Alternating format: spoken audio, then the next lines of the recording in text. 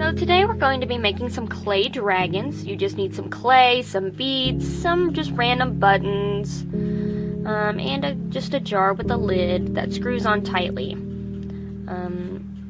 It's Luna Marie Wolf, and I have, of course, the things that I didn't show are aluminum and some olive oil or any type of oil that you see there. So what you're just going to do first is you're going to open up your jar and make the dragon to fit the inside of the jar. As you can see, I'm cutting out a circle that I really didn't need at the moment.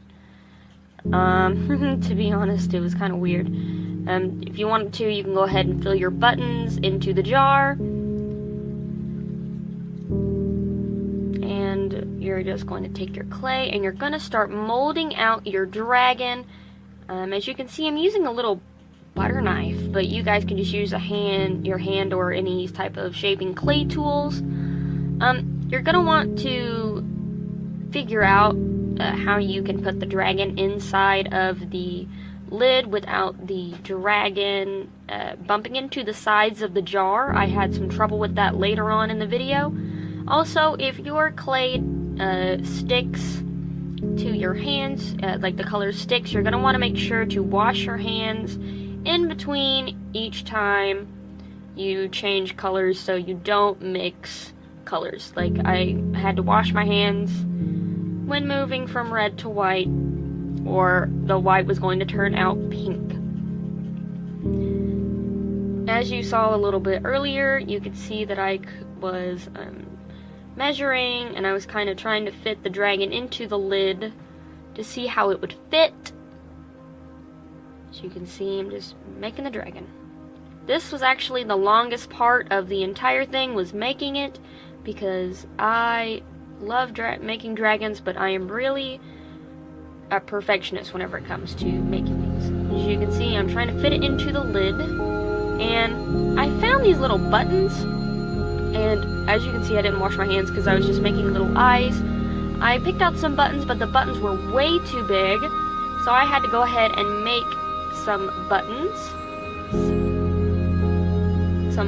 out of clay. So you can see I'm flattening it out, rolling it out with, looks like a glue stick. Just cutting out the little circles.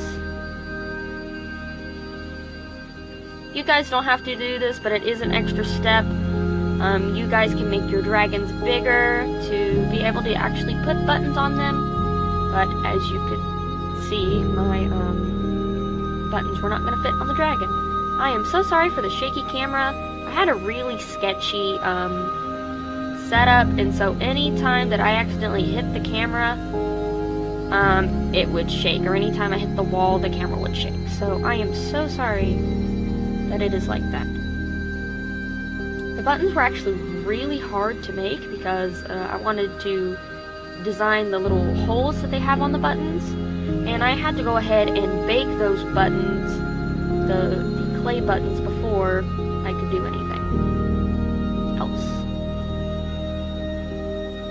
As you can see, I took a little piece of wire and I'm making the little holes on the clay buttons. Now, this is a good time to start preheating your oven, making sure that you follow your clay's instructions. Do make sure that it is not, you can also use air drying clay.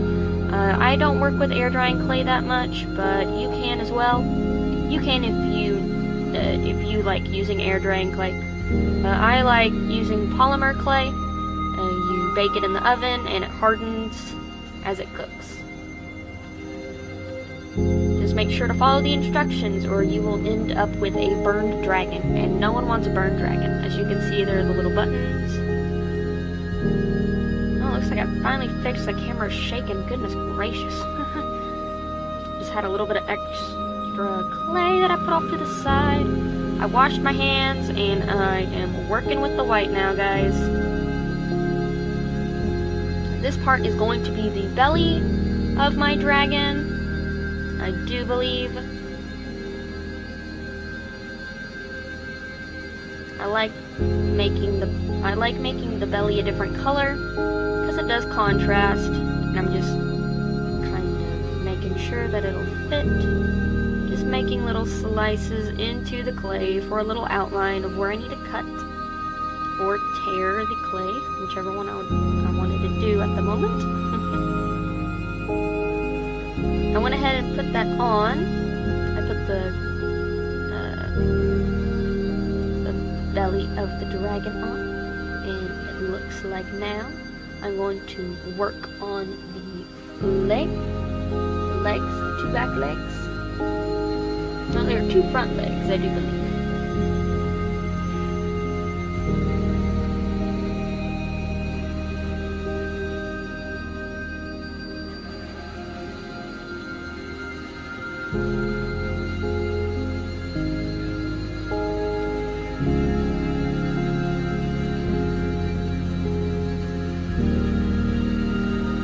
If you guys have ever worked with glitter polymer clay, glitter gets everywhere, all over your hands, and it is insane, guys. Like, it is seriously insane.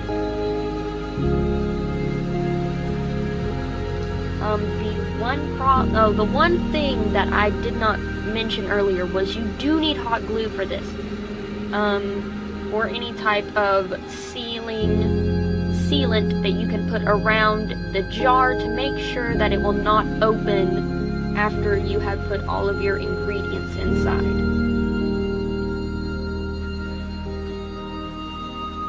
I would suggest using oil in your jar because I'm not sure how vinegar would do with the clay, but I just went with some olive oil because it's just safe to go with oil. You can also go with water if you wanted to. There I am putting on the legs.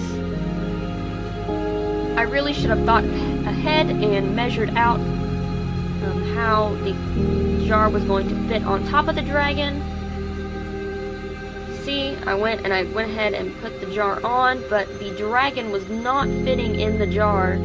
It was actually crushing. It actually crushed part of the dragon onto the jar lid, so I had to scrape the jar off. The dragon off of the lid of the jar. Then I had to figure out if he would fit back in there. And here's another thing. If the lid is able to go into the oven, I would suggest that you bake. If you're using baking polymer clay, I would suggest that you bake your dragon in the lid so that it sticks. And if you don't, then I would suggest gluing it down with a type of glue that won't become unbonded with whatever you're using. Here I am, filling it up with a little bit of olive oil and putting buttons in. Do not fill your jar all the way up with oil, because whenever you put your dragon in, the oil will overspill.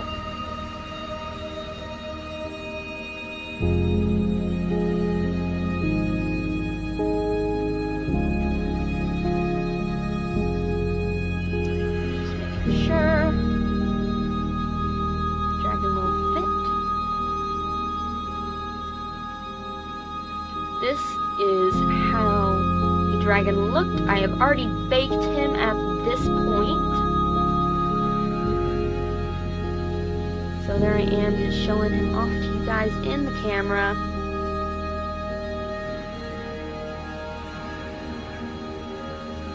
I honestly love doing this, little guys. Yes, do not forget to put the sealant. I put some hot glue around it, so please, guys, don't forget to subscribe. Thank you guys so much for watching. I'll see you guys later. Bye!